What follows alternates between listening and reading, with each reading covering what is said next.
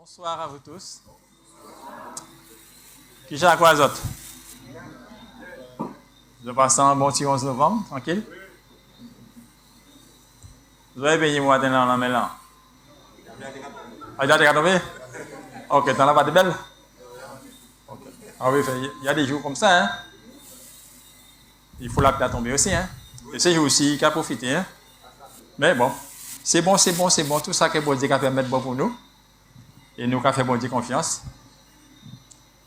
En tout cas, content d'être avec les autres au sol là et que bon Dieu dirige nous, que bon Dieu touche nous, parce que nous avons venu ici dans, c'est pas pour rien, hein? Nous avons venu écouter par la bon Dieu, c'est pour nous engager nous, c'est pour nos propositions pour Jésus-Christ, n'est-ce pas? C'est pour ça? Alors ce soir, je suppose que nos amis sont là aussi. Et il y a sûrement de nos amis qui viennent pour la première fois ce soir. Alors, comme vous le savez, hein, je le dis tous les soirs, ici c'est la maison des cadeaux. Alors, nous allons offrir des cadeaux encore une fois ce soir à tous nos amis qui viennent pour la première fois. Alors, je vous demande de vous mettre debout. Tous ceux qui viennent pour la première fois, vous allez recevoir des cadeaux.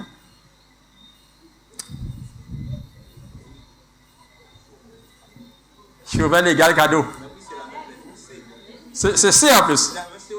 Ah ouais, voilà. Voilà, pareil. Chauvel égale cadeau. Ah, voilà. Alors, chaque fois qu'on vient à Chauvel pour la première fois, on reçoit des cadeaux. C'est pour cette raison qu'il faut venir tout le temps. Tout le temps. Voilà, alors, Chauvel fait partie d'une église exceptionnelle. À Chauvel, c'est cadeau. En tout cas, merci pour votre présence, chers frères et sœurs.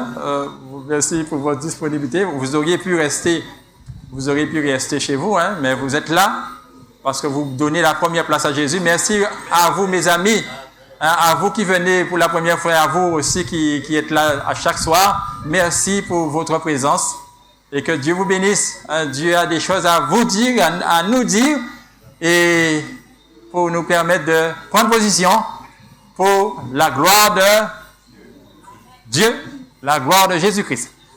Nous allons prier. Père éternel, merci pour ta grâce, merci pour ton amour, merci pour ta bonté envers chacun de nous. Merci pour ce privilège que tu nous accordes de pouvoir, Seigneur, ouvrir ta parole de vérité en toute liberté, de pouvoir étudier ta parole. Mais Seigneur, nous te demandons de permettre que ton Esprit Saint nous enseigne lui-même ce soir et qu'il nous permette, Seigneur, de nous laisser convaincre par toi et que nous sortions d'ici remplis de ta sainte présence. Au nom de Jésus, je t'ai prié pour la gloire de ton saint nom. Amen. Alors, est-ce que ça vous arrive de rêver?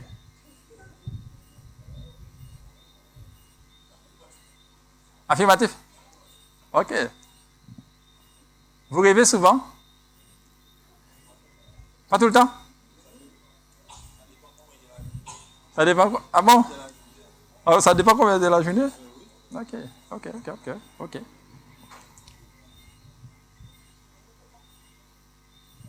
Il y a quelqu'un qui disait, rêver, c'est dire non à l'impossible. C'est aussi atteindre l'inaccessible. Moi, je rêve tout le temps. On dit souvent que lorsqu'on dort, on rêve tout le temps. C'est ça? On rêve tous les soirs, on rêve, mais il y a des rêves dont on se souvient et d'autres pas.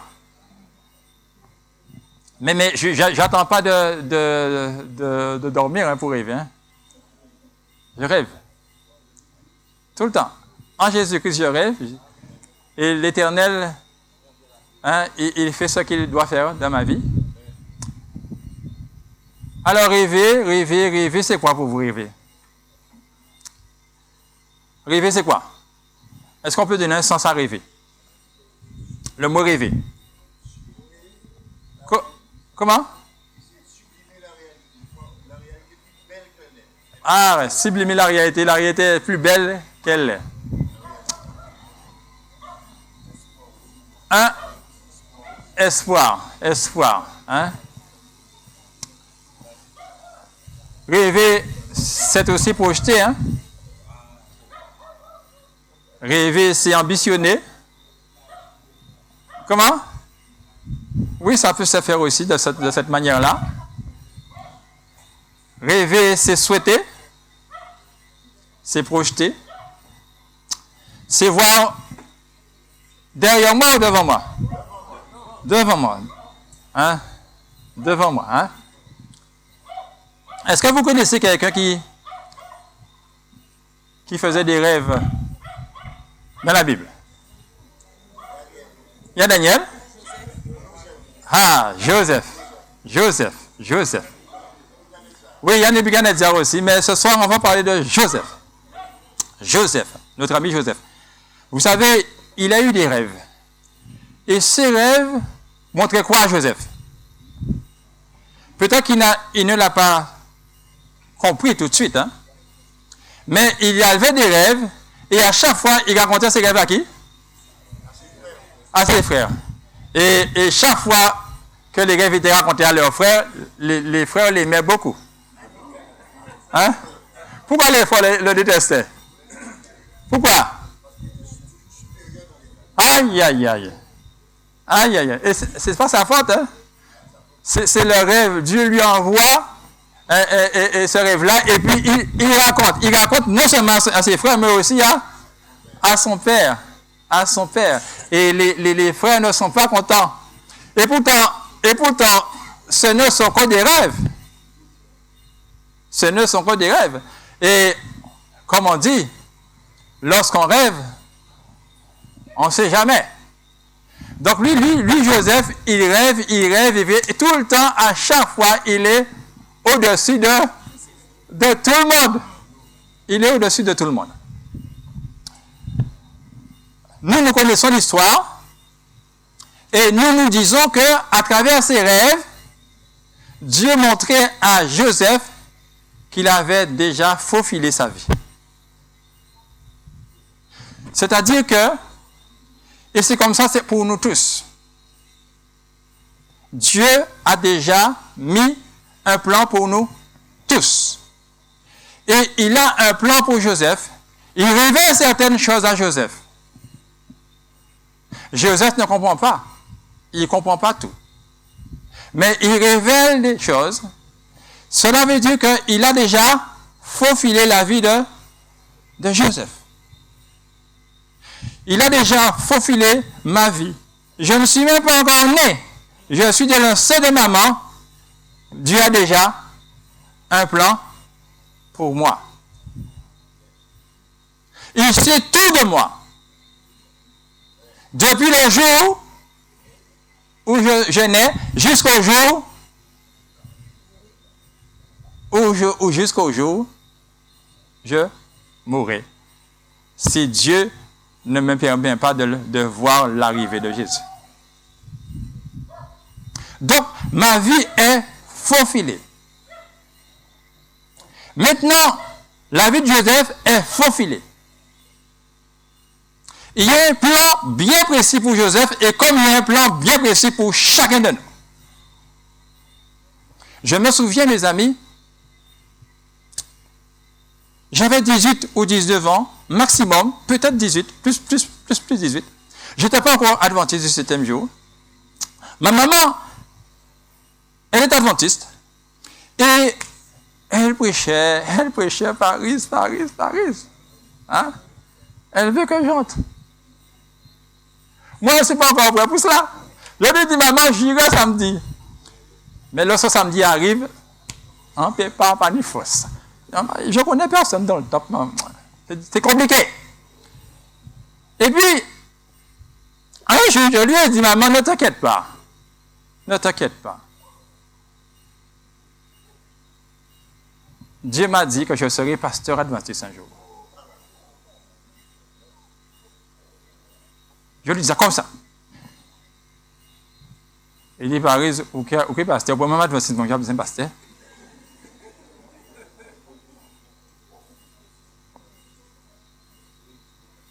Et à chaque fois, elle me disait cela. Je lui ai dit un jour, maman, ne t'occupe pas de cela. Dieu fera ses affaires. Dieu fera ses affaires. Et on a pu parler de ça.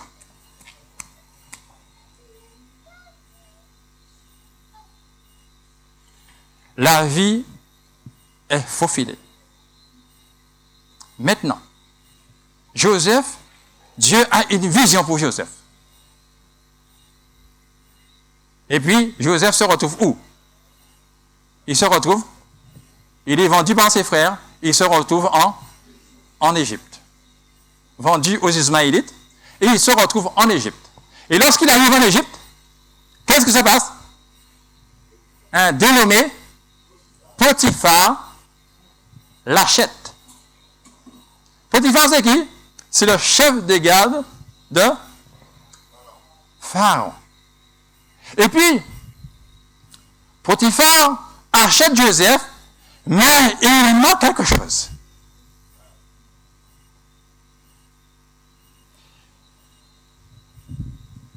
Il lui manque quelque chose.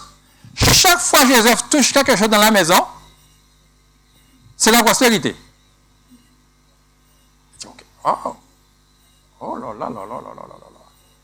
Lorsqu'il voit ça, il dit, mais ça, ok.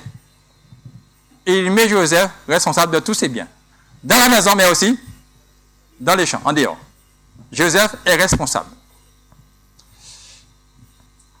Et le texte dit, mes amis, le texte dit que Joseph était beau de taille et beau de figure. Joseph est un morceau fait. Non seulement beau de taille et beau de figure, comme moi.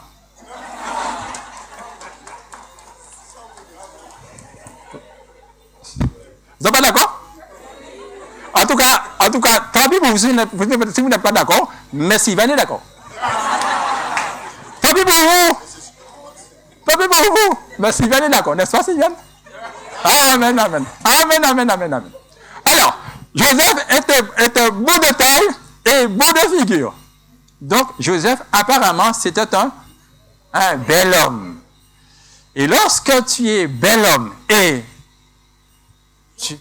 intelligent et tout ça au plus c'est la prospérité, alors, le narrateur dit, après ces choses, il arriva que la femme de son maître porta les regards sur qui? C'est Joseph. Et elle dit, couche avec moi. Tout de suite, parmi la femme préambule, non, couche avec moi, c'est direct. Ah non, c'est direct. Couche avec moi. Rappelez-vous ce que j'ai dit. La vie de Joseph est faufilée par qui? Par Dieu. Et il y a un plan pour Joseph. Mais il faut comprendre une chose. Il montre à Joseph que Joseph est au-dessus de tout le monde. Mais il y a un élément, mes amis, important. Quand Dieu faufile la vie, il te montre certaines choses, c'est vrai. Il m'a fait comprendre que je serai pasteur, c'est vrai. Mais mes yeux doivent être fixés sur le rémunérateur et la rémunération. Être pasteur, ce n'est qu'un détail. Être gouverneur en Égypte, ce n'est qu'un détail dans le plan. Ce qui est important dans le plan, c'est le rémunérateur et la rémunération. Et c'est ce qui me permet de rester attentif, quoi qu'il arrive.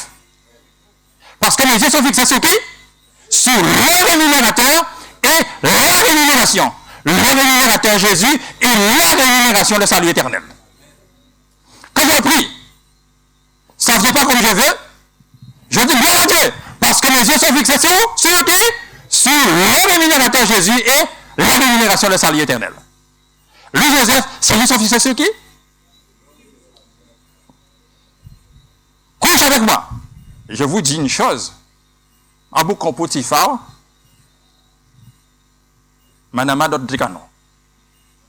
Manama Potiphar d'autres canons. Et Joseph, il est canon aussi. Et la dame a vu ça. Oui. Joseph dit, non, non. Voici mon maître. Nous sommes dans Genèse 39, verset 7. Voici mon maître. Ne prends avec moi aucune connaissance dans cette maison. Il ne demande rien. Il a mis entre mes mains tout ce qui lui appartient. Il n'est pas plus grand que moi dans cette maison. Il ne m'a rien interdit. La dame, c'est ça. Donc, la dame a compris, comme Joseph a tout, Joseph est devenu son mari aussi. Mais le problème, c'est que Joseph lui a dit, il ne m'a rien interdit, excepté toi. Vous pensez que Potiphar a dit, bon, Joseph, c'est ça, bon, ça, ben, boum. Pourquoi fait tout ça au fait? Mais madame là n'a pas touché. Hein? Vous pensez que monsieur Potiphar a dit ça? Non, monsieur Potiphar n'a pas dit ça. Non, monsieur Potiphar n'a pas dit ça. Mais Joseph sait que la dame, ce n'est pas sa dame. Excepté toi, parce que tu es sa femme. Comment ferais-je un aussi grand mal et pécherais-je contre Dieu? Vous remarquez, hein? Joseph, il a les yeux fixés sur qui? Sur le rémunérateur et la rémunération. La rémunération, c'est quoi? C'est le salut éternel. Nous sommes d'accord? C'est le salut éternel et le salut éternel seul. Et Joseph, nous connaissons l'histoire, hein? Elle va encore tenter, mais cette fois-ci, Joseph est parti tout nu. Hein? Parce qu'elle a mis ses griffes, et lorsqu'une femme met ses griffes, attention. Il était chaud, Joseph dit, chut. Il est parti. Il a eu raison, parce que Midas était chaud. Et puis il est devenu gouverneur d'Égypte, numéro 2 de l'Égypte. Mais la rémunération, c'était pas ça. Hein? La rémunération, c'est le salut éternel. Mes amis, Dieu nous aime. Cher ami, Dieu t'aime et il a un plan pour toi. Pour toi. Et son plan pour toi, c'est que tu prennes position pour lui ce soir. Parce qu'il veut te sauver. Il veut te sauver. Il veut t'emmener avec lui dans son paradis. Mes amis, l'apôtre Paul, il disait dans 1 Corinthiens chapitre 9, à partir du verset 24, et ça c'est important, cette image elle est belle, L'apôtre Paul dit, nous sommes déjà à l'écran là, c'est bon? Alors, l'apôtre Paul dit, ne savez-vous pas que ceux qui courent dans le stade courent tous, mais qu'un seul remporte le prix? Un seul remporte le prix. Et on remporte le prix où? Quand? Lorsqu'on a terminé la course. La course, c'est la ligne d'arrivée. Hein? Nous sommes d'accord? Tant que la ligne d'arrivée n'est pas franchie, la course n'est pas gagnée. On peut mettre 10 minutes, mais il ne faut pas comprendre qu'il y a quelqu'un qui est rouleau. Hein? Non, tant que la ligne d'arrivée n'est pas franchie, tu n'as pas gagné. Ok? Donc, ceux qui courent dans le stade courent tous, mais un seul remporte le prix. Courez de manière à le remporter. Parce que lorsque nous courons pour remporter le prix. C'est ça que dit Paul. Hein? Courez afin de remporter le prix. Joseph, qu'est-ce qu'il fait? Il regarde un rémunérateur pour la rémunération. Lorsqu'on court pour remporter le prix, c'est on regarde un rémunérateur pour remporter la rémunération. C'est le fait de fixer le regard sur le rémunérateur qui me permet de gagner la rémunération. N'est-ce pas? C'est tous ceux qui combattent s'imposent toute espèce d'abstinence. Pourquoi? Le texte? pour obtenir une couronne corruptible, mais nous faisons-le pour une couronne incorruptible. Faisons cette abstinence pour remporter la couronne incorruptible. Jésus a faufilé notre vie, mais il faut rester dans le faufilage de Jésus-Christ. Mais pour rester dans ce faufilage de Jésus-Christ, il y a des sacrifices à faire. Il y a des choses à abandonner. Paul dit, je cours non pas comme à l'aventure. Je frappe non pas comme bâtonnier, mais je traite durement mon corps, le tenant assujetti. Pourquoi? De peur de ne pas être rejeté après avoir prêché aux autres.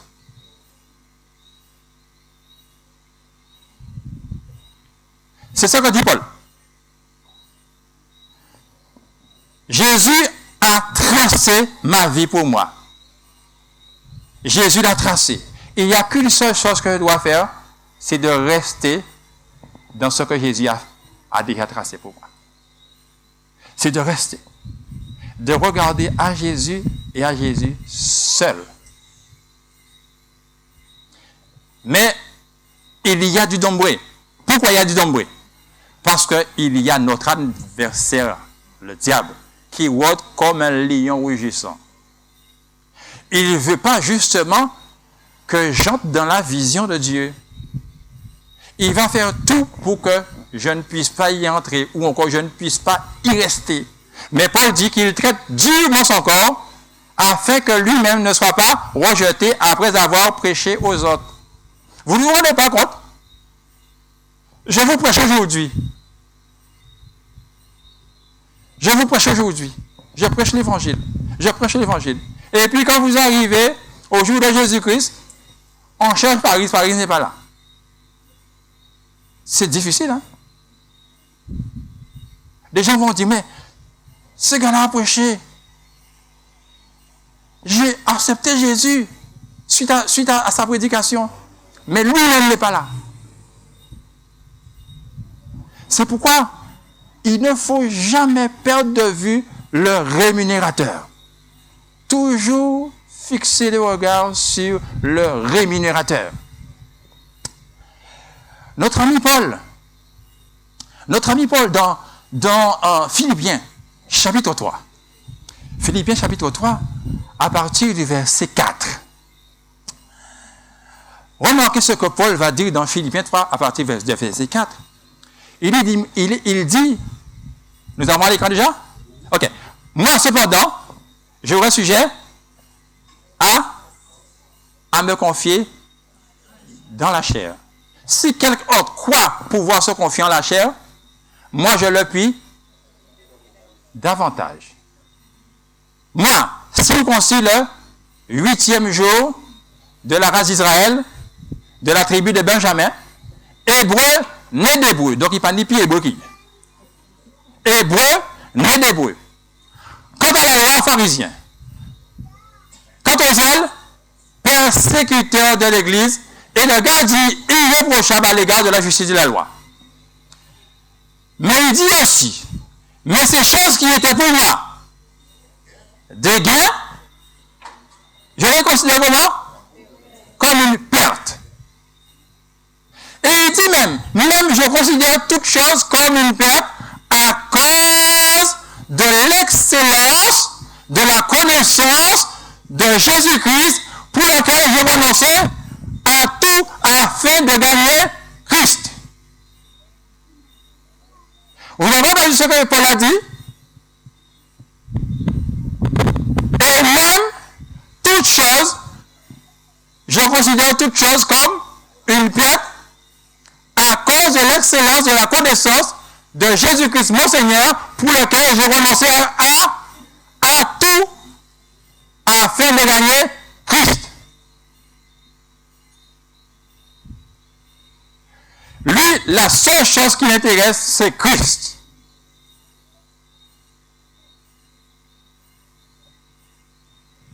Ou envie de faire docteur. Ou envie de faire quel que soit le métier. Tu pries ton Seigneur. Seigneur, donne-moi les moyens pour étudier, pour arriver à cela. C'est ton rêve. Mais sache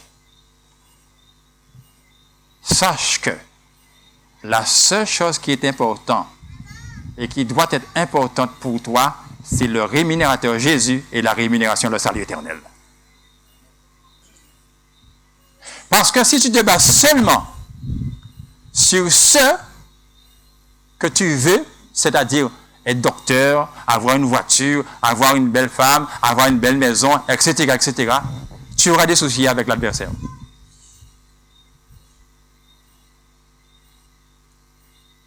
Et c'est pourquoi aujourd'hui, mes amis, il y a des gens qui prient. Et lorsque Jésus ne répond pas, encore ne répond pas comme ils veulent, ils prennent la poudre d'escampette. Ils ne comprennent pas ce Jésus-là. Parce que nous n'avons pas un Jésus Papa Noël. Hein? Ce Jésus que nous acceptons dans notre vie, c'est un Jésus qui nous emmène à la vie éternelle.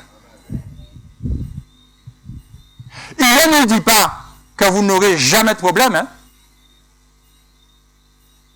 Il nous dit que je t'emmènerai à la vie éternelle. Je te donne la vie éternelle.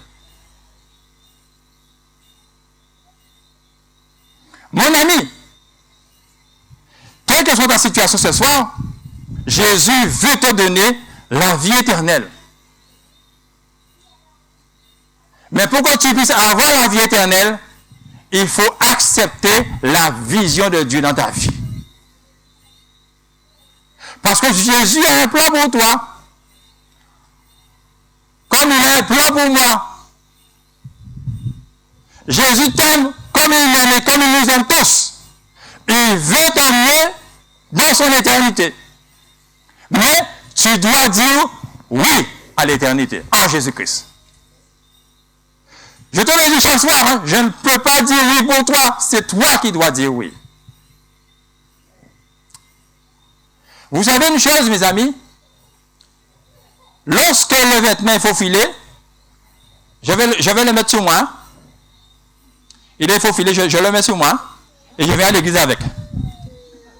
Ok? Le couturier a fait un vêtement faufilé, je vais à l'église avec. Comme ça. Vous pensez que j'ai pu faire ça? Je viens comment? Le vêtement, il est faufilé ou bien il est cousu? Il est cousu. Il est cousu, n'est-ce pas? Ok. Maintenant, Jésus faufile ma vie.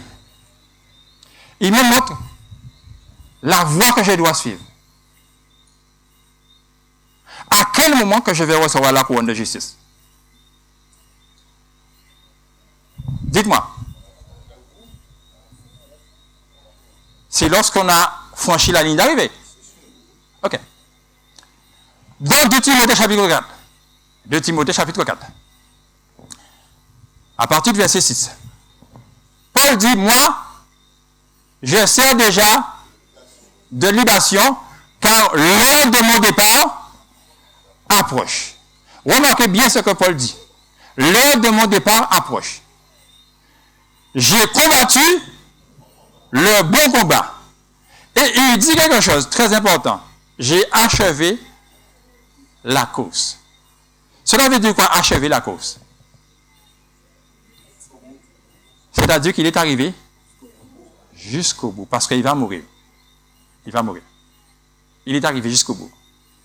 J'ai achevé la course et j'ai gardé la foi. Cela veut dire que ce que Jésus avait préparé pour moi, je suis resté complètement dedans. Ce que Jésus avait préparé pour moi, je suis resté complètement dedans. C'est pourquoi j'ai achevé la course. Il y avait un itinéraire à suivre, je l'ai suivi. J'ai achevé la course.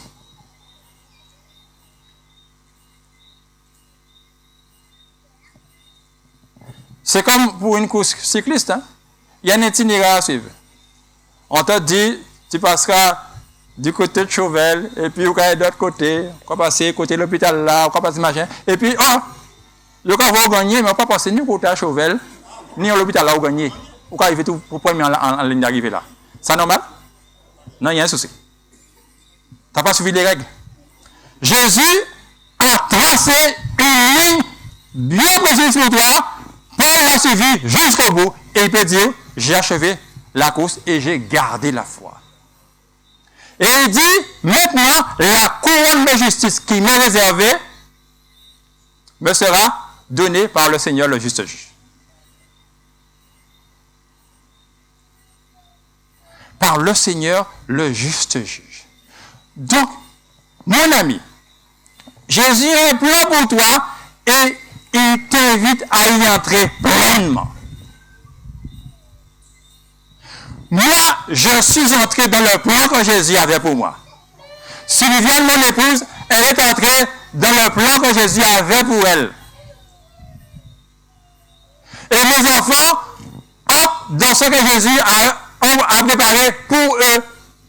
Et chacun de nous entre dans un plan que Jésus a préparé. Et le plan a un seul objectif, le ciel. Quelle que soit ma couleur, quelles que soient mes connaissances intellectuelles, quelle que soit ma situation sociale, le plan ne change pas, c'est le ciel. Pourquoi? Le rémunérateur Jésus a un seul objectif, c'est de nous sauver. Mon ami, le Seigneur veut te sauver. Mais moi, je ne peux pas te sauver. Mais moi, je ne peux pas me sauver moi-même. Mais le Seigneur peut te sauver et il me sauve. Mais pour que le Seigneur puisse te sauver, mon ami, qu'est-ce que tu dois faire? Tu dois prendre position pour Jésus.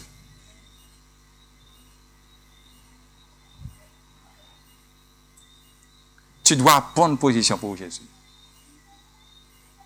Et quand on prend position pour Jésus, on entre dans le feu village de Jésus et la vie, notre vie est cousue en fonction des choix que nous allons faire sur cette terre.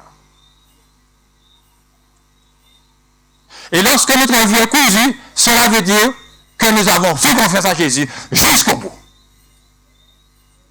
Jamais Jésus va dégoûter notre vie. Lorsque Jésus coule la vie, c'est que la vie est scellée. Mon ami, ce soir, encore une fois, Jésus t'appelle. Qu'est-ce que tu vas faire? Ce n'est pas moi qui t'appelle, parce que je ne vais pas te sauver. C'est Jésus qui te sauve. C'est pourquoi il t'appelle. Il t'appelle à son éternelle lumière.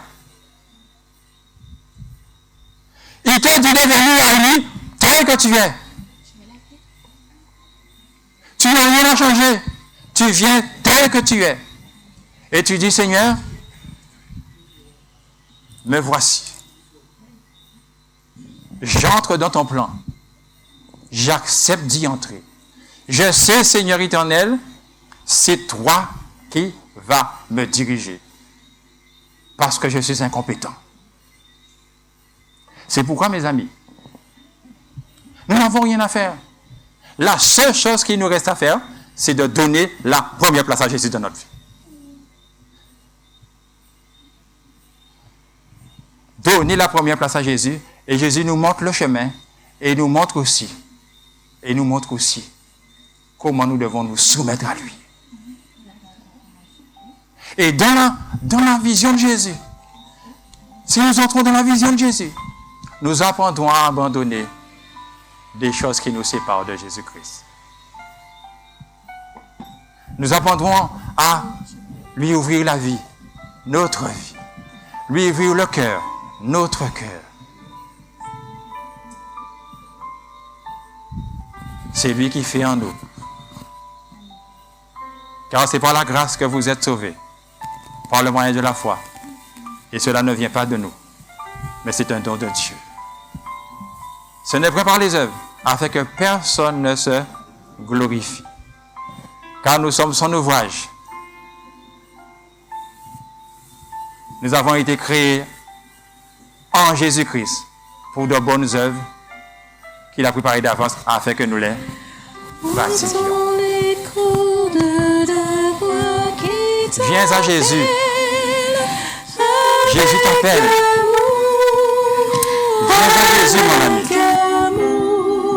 Tu ne peux pas écouter la parole de Dieu soir après soir et dire chaque fois non au Seigneur. Si tu as le souffle de vie, qui te l'a donné? C'est Jésus. Si tu as un travail, si tu as les moyens pour t'acheter des vêtements, c'est Jésus qui te le donne. On nous fait comprendre que c'est nous qui faisons les choses. Mais si Dieu ne te donne pas la vie et la santé, tu ne peux pas travailler. Jésus t'aime d'un amour éternel et il t'appelle ce soir à son éternelle lumière. Tu dois ouvrir ta vie et ouvrir ton cœur à Jésus. Ne repousse pas à demain ce que tu peux faire aujourd'hui. Parce que le jour du salut, c'est aujourd'hui pour toi. Le Seigneur a tracé le chemin pour toi. Il te suffit de faire une seule chose, d'y entrer. Et le Seigneur te donnera les moyens pour y rester. Il sera avec toi tous les jours jusqu'à la fin du monde. Et lorsqu'il reviendra, nous serons tous avec lui dans son éternité. Tous ceux qui ont donné la priorité à Jésus dans leur vie. Tous ceux qui ont rempli leur cœur de la présence du Saint-Esprit. Ce soir, encore une fois, mon ami, Jésus veut que tu sois avec lui dans son éternité. Qu'est-ce que tu vas faire? Tu vas partir d'ici sans prendre le second Jésus? Non, tu ne feras pas ça. Parce que tu aimes Jésus. Tu sais qui est Jésus. Tu sais ce que Jésus peut faire pour toi et veut faire pour toi. Tu sais tout concernant Jésus. Il t'aime de manière éternelle. Et personne ne t'aimera comme Jésus t'aime. C'est pourquoi encore une fois, je te demande, mon ami, prends position pour Jésus. Tu as reçu une fiche de renseignement en entrant dans ce bâtiment. Tu as la fiche devant toi. Si tu veux accepter Jésus comme ton sauveur et comme ton Seigneur, coche. Mets une croix dans la case. Si tu veux aller dans les eaux du baptême avec Jésus, mets une croix dans la case. Si tu veux recevoir la vie du pasteur ou d'un ancien, mets une croix. Si tu veux comprendre toi, ou encore quand tu reçois des cours bibliques, mets une croix. Le Seigneur t'aime. Et il veut que tu sois avec lui dans son éternité. Lorsqu'il viendra, la première va sonner. Le Seigneur descendra du ciel. Le roi Christ ressuscitera premièrement. Nous voulons que nous soyons restés. Nous allons partir. Jésus ne touchera pas le sol de la terre. Nous allons intérieur avec lui. Et avec lui, tu seras aussi, mon ami. Tu dois accepter Jésus dans ta vie ce soir. Si tu es là ce soir, c'est parce que Jésus voulait te parler et voulait t'inviter à entrer dans son éternité.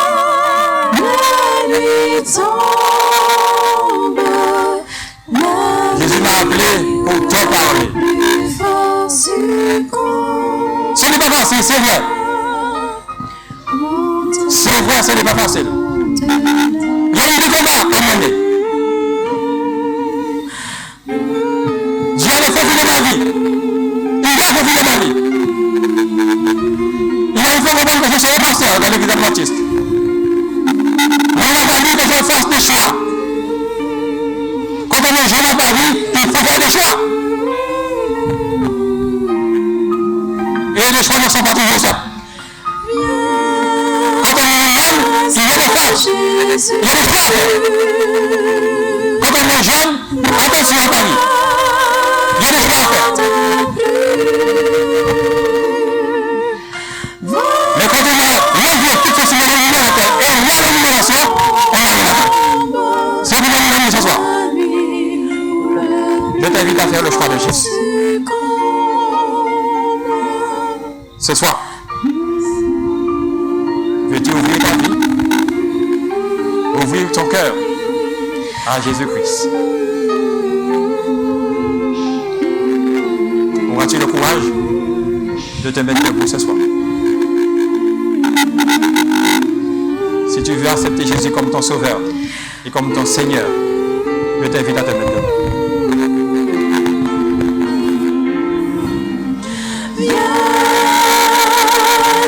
Tous ceux qui veulent savoir les eaux du baptême ce soir.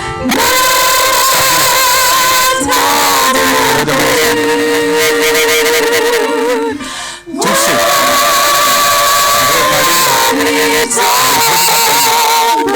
samedi, qu'ils se mettent dans le ciel. Le Seigneur est grand, mes amis. Le Seigneur nous aime de l'amour éternel. Nous ne pouvons pas repousser l'amour de Jésus. L'amour nous fait du bien, mes amis. L'amour n'a jamais tué personne. Jésus nous aime et il veut que nous soyons avec lui dans son éternel. Ouvre ta vie, ouvre ton cœur et laisse Jésus entrer dans ta vie. Quel que soit ton passé, quel que soit ton présent, laisse Jésus entrer dans ta vie. Et lorsque Jésus entrera dans ta vie, tu verras des choses extraordinaires dans ta vie. Ouvre ton cœur, ouvre ta vie, et Jésus va entrer.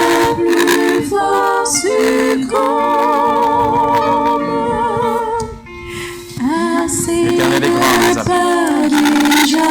L'Éternel fait des choses extraordinaires. L'Éternel transforme un homme pécheur en un homme juste. Un homme perdu en homme de la vie éternelle. Chers frères et sœurs,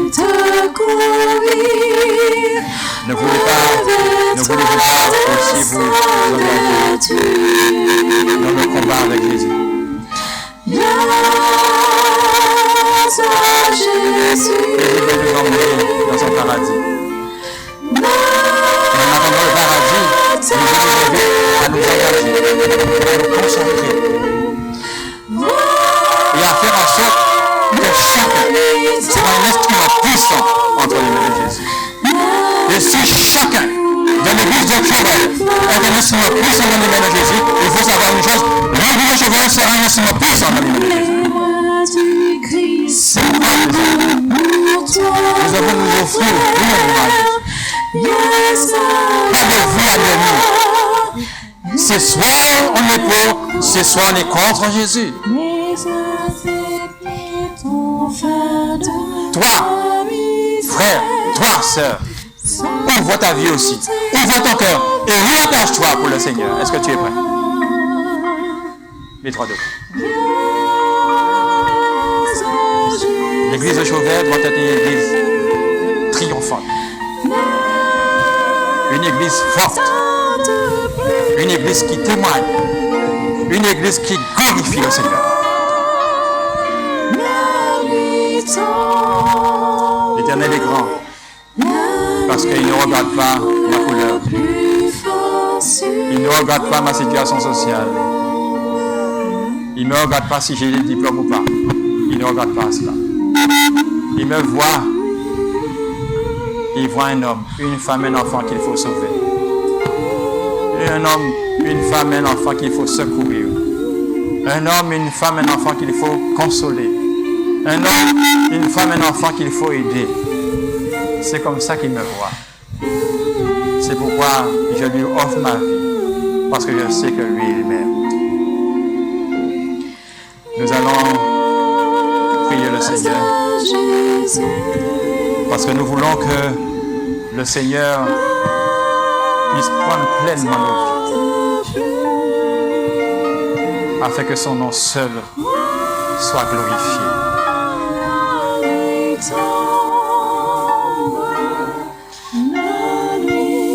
Prions le Seigneur.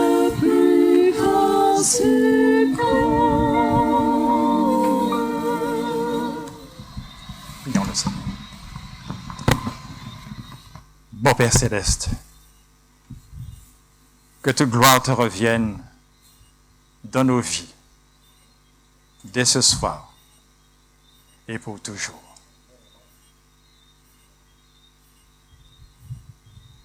Merci pour cette grâce, Seigneur, que tu nous accordes.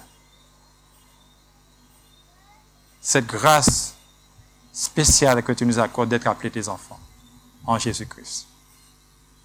Merci, Seigneur éternel, pour cette grâce que tu m'accordes de prêcher ta parole de vérité. Merci, Seigneur, de nous avoir appelés à ton service. Merci, Seigneur, pour ton amour incommensurable envers chacun de nous. Merci, Seigneur, pour ce que tu fais pour nos amis. Nos amis, Seigneur éternel, qui se sont levés ce soir pour montrer à tous qu'ils ont pris position pour Jésus. Seigneur, je t'en supplie, permets que leur décision soit une décision définitive. Que par la puissance de ton Esprit Saint, qu'ils gardent le cap, qu'ils restent attentifs et que leurs yeux soient fixés sur Jésus-Christ. Parce que l'objectif, c'est le salut éternel. Je les remets entre tes mains, papa, afin que tu puisses les mettre dans ton cercle protecteur. Et que personne ne puisse les enlever à toi.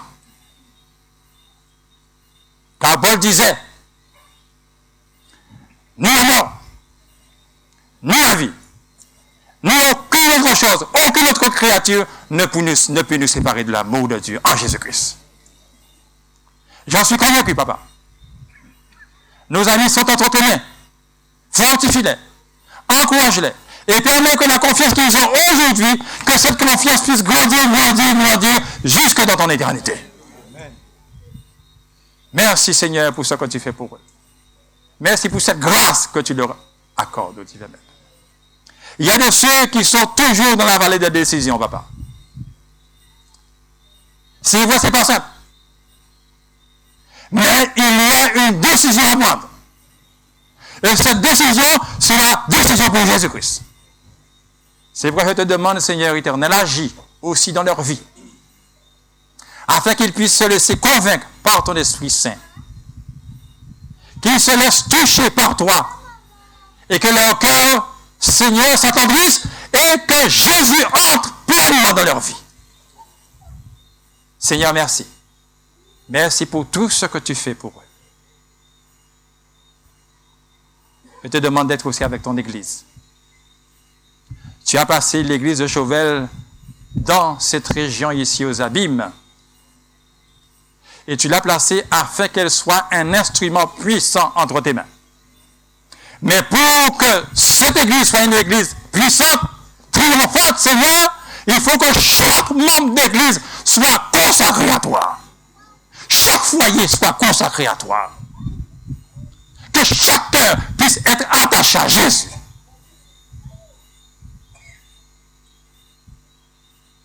Parce que lorsqu'on est à toi, Seigneur, on marche en vainqueur et pour vaincre, rien ne tient devant nous. Parce que tu es le Tout-Puissant. Agis puissamment dans la vie de tes enfants, papa. Rends-les plus que vainqueurs. Et que quoi qu'il arrive, que leurs yeux soient fixés sur toi.